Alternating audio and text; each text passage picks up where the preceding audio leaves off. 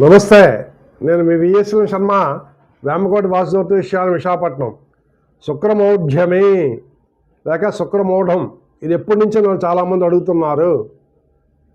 ముఖ్యంగా టీటీడీ దేవస్థానం ఆశ్రయ సిద్ధాంతులు, తంగిరాజు వారు, కాకినాడ నామాని సిద్ధాంతి వారు, అట్లాగే శ్రీకాకుళం జిల్లా సత్యవర అగ్రహారానికి చెందిన జోషుల సంజీవ శర్మ సిద్ధాంతి గారు పంచాంగాలు మనం అనుసరిస్తాం కాబట్టి వాటి ప్రకారం ఈ నెల 30వ తేదీ ఆదివారం నుండి అట్లాగే వచ్చే సంవత్సరం అంటే 2026 ఫిబ్రవరి 13వ తేదీ శుక్రవారం వరకు సుమారు 83 రోజులు ఈ శుక్ర మూఢం ఉన్నది. అయితే దీని యొక్క విశేషం ఏంటంటే ఏవి చేయకూడదు, మూఢములో ఏవి చేయొచ్చు, డూస్ అండ్ డొనాట్స్ తెలుసుకుందాం. ముఖ్యంగా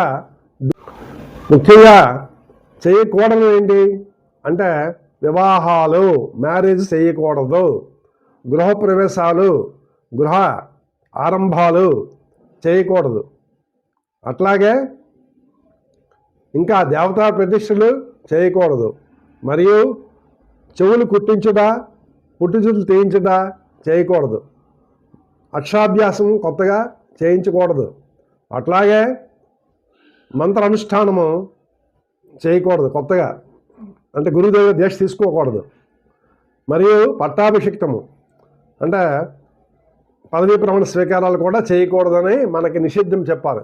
ఎందుకంటే శుక్రుడి యొక్క బలం చాలా తక్కువ ఉంటుంది, రవితో అస్తంగస్తులు అవుతాడు కాబట్టి శుభ ఫలితాలు ఎవరని చెప్పారు శాస్త్ర ప్రమాణం. ఇవి అట్లా ఏమి చేయవచ్చు దాన్ని కూడా చెప్పారు.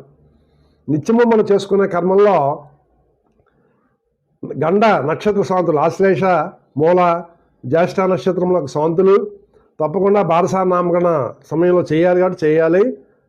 అట్లాగే మరియు జ్యోతిష్యులు సూచించినప్పుడు మీకు మహామృత్యుంజపము, హోమములు, అట్లాగే శాంతులు చేసుకోవచ్చు, వ్రతాలు, నిత్య వ్రతాలు చేసుకోవచ్చు, మరియు అభిషేకములు కూడా చేసుకోవచ్చు.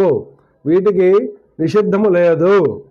అట్లాగే పౌసమనము, సేమంతము అంటే మనం వాడికి భాషలో గాజు సంబరం అంటాం, అలాంటి చేసుకోవచ్చు. వాటికి నిషిద్ధం లేదని మనకి శాస్త్రం చెప్తుంది కాబట్టి తప్పకుండా మీరు ఆచరించండి. ఈ శాస్త్ర ప్రమాణాన్ని అనుసరించి చేసిన వారికి శుభ ఫలితాలు పొందుతారు. దీనికి అగెనిస్ట్గా చేసిన వారు దాని యొక్క ఫలితాలు కూడా పొందుతారు, అనుభవిస్తారు కూడా అని మనకి శాస్త్ర ప్రమాణం ఉంది, అనుభవ సారం కూడా ఉంది. కాబట్టి మన సనాతన ధర్మాన్ని కాపాడాలని కోరుకుంటూ మీ దగ్గర సెలవు తీసుకుంటున్నాను. నమస్కారం.